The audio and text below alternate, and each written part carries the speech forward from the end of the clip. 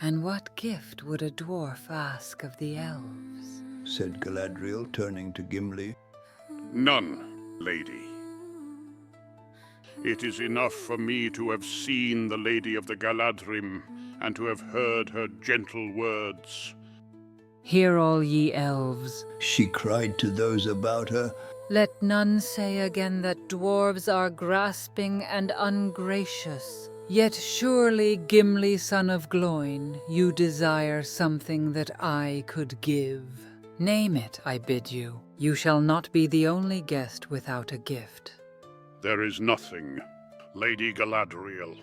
Said Gimli, bowing low and stammering. Nothing, unless it might be, unless it is permitted to ask. Nay, to name a single strand of your hair, which surpasses the gold of the earth as the stars surpass the gems of the mine. I do not ask for such a gift, but you commanded me to name my desire. The elves stirred and murmured with astonishment, and Celeborn gazed at the dwarf in wonder, but the lady smiled. It is said that the skill of the dwarves is in their hands rather than in their tongues. Yet that is not true of Gimli, for none have ever made to me a request so bold and yet so courteous. And how shall I refuse, since I commanded him to speak?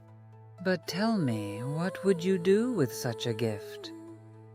Treasure it, lady, in memory of your words to me at our first meeting.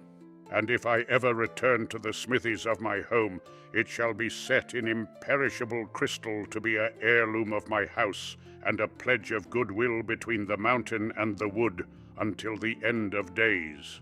Then the lady unbraided one of her long tresses, and cut off 3 golden hairs, and laid them in Gimli's hand.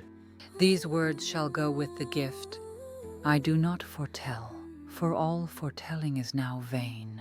On the one hand lies darkness, and on the other only hope. But if hope should not fail, then I say to you, Gimli, son of Gloin, that your hand shall flow with gold, and yet over you gold shall have no dominion.